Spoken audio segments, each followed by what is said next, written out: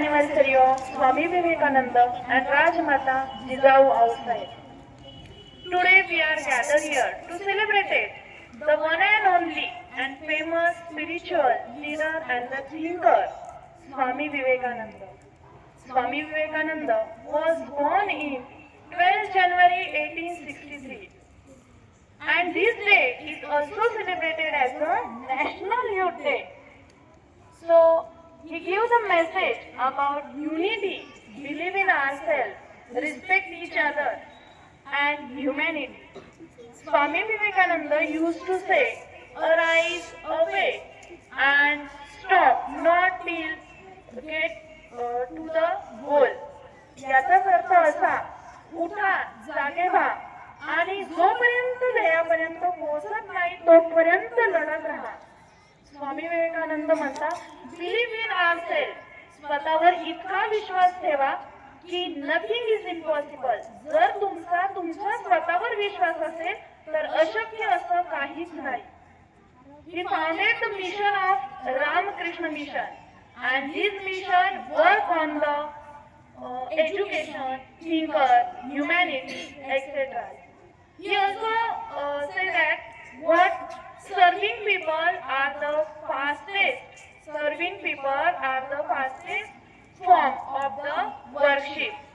आपण जे काम करतो ना तीच आपली देवपूजा आहे आणि तिला देव मानून तुम्ही पूजा जर केली तर तुमचं कार्य हे सफल होतं.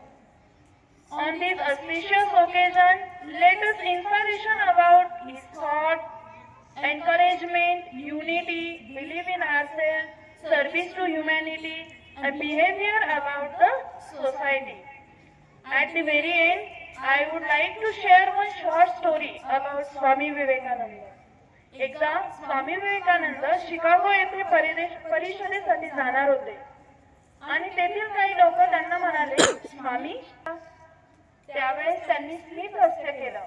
त्यावेळेस त्यांच्याकडे फारसे पैसे नव्हते, पण काय होतं त्यांच्याकडे, विचारांचं सामर्थ्य. त्यावेळेस ते म्हणाले की माझ्याकडे जरी आज कपडे नाहीये, पण माझ्याकडे जे सामर्थ्य आहे ते म्हणजे विचारांचं सामर्थ्य आणि ते सर्वात मोठं सामर्थ्य आहे.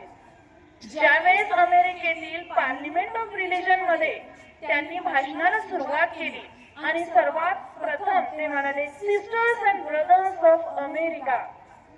त्यावेळेस त्या सभागृहामध्ये टाळ्यांचा कडकडाट झाला आणि त्या कडकडाटातून आपल्याला एकच संदेश मिळतो की जर आपल्याकडे आत्मविश्वास, जिद्द, चिकाटी आणि ज्ञान असेल तर आपण आयुष्याच्या कोणत्याही शिखरावर चढू शकतो.